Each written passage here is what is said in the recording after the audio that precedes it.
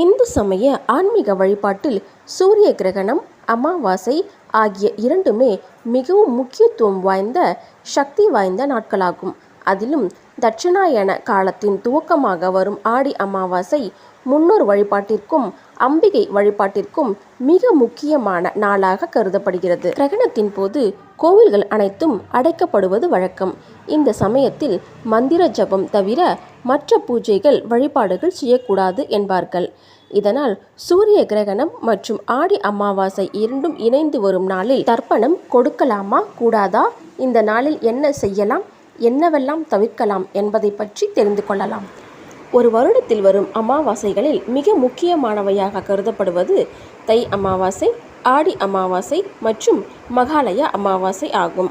மற்ற மாதங்களில் வரும் அமாவாசைகளில் முன்னோர்களுக்கு தர்ப்பணம் கொடுத்து பித்ருக்கடன் நிறைவேற்ற முடியவில்லை என்றாலும் இந்த 3 அமாவாசைகளை தவறவிடாமல் அவசியம் தர்ப்பணம் கொடுத்து முன்னோர் வழிபாட்டினை செய்ய வேண்டும் என சொல்லப்படுகிறது. ஆடி அமாவாசையில் பித்ருலோகத்தில் இருக்கும் நம்முடைய முன்னோர்கள் தன்னுடைய குடும்பத்தினர் செய்யும் வழிபாடுகள், தர்ப்பணம், தானம் ஆகியவை நேரடியாக பூமிக்கு வந்து ஏற்றுக்கொண்டு அவர்களுக்கு ஆசி வழங்குவதாக சொல்லப்படுகிறது. அதனால் ஆடி அமாவாசை பித்ருதோஷம் உள்ளிட்ட மிக கடுமையான துன்பங்களில் இருந்து விடுபடுவதற்கு ஏற்ற நாளாக கருதப்படுகிறது. இந்த ஆண்டு ஆடி அமாவாசை நாளிலேயே சூரிய கிரகணமும் இணைந்து வருகிறது. இதனால் இந்த நாளில் தர்ப்பணம் செய்யலாமா கூடாதா, முன்னோர்களின் அருளை பெற எப்படி வழிபட வேண்டும் என்ற சந்தேகம் உள்ளது.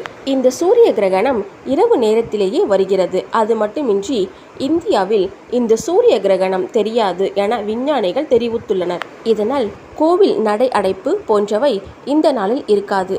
பொதுவாகவே அமாவாசை அன்றுதான் சூரிய கிரகணம் வரும். இருந்தாலும் இரவு நேரத்தில் ஏற்படும் சூரிய கிரகணத்தால் தோஷம் எதுவும் ஏற்படாது. இதனால் வழக்கமான முறைகளில் முன்னோர்களுக்கு தர்ப்பணம் கொடுத்து வழிபடலாம். கிரகண நாளில் வரும் அமாவாசை என்பதால் இது மிகவும் சக்தி வாய்ந்த நாளாக கருதப்படுகிறது. இந்த நாளில் செய்யப்படும் தான தர்மங்கள், புதிய நதிகளில் நீராடுவது, காகத்திற்கு உணவு வைப்பது ஆகியவை பித்ரு தோஷங்களை நீக்கும் என ஆகஸ்ட் 12ஆம் தேதி அன்று இரவுதான் சூரிய கிரகணம் நிகழ உள்ளது.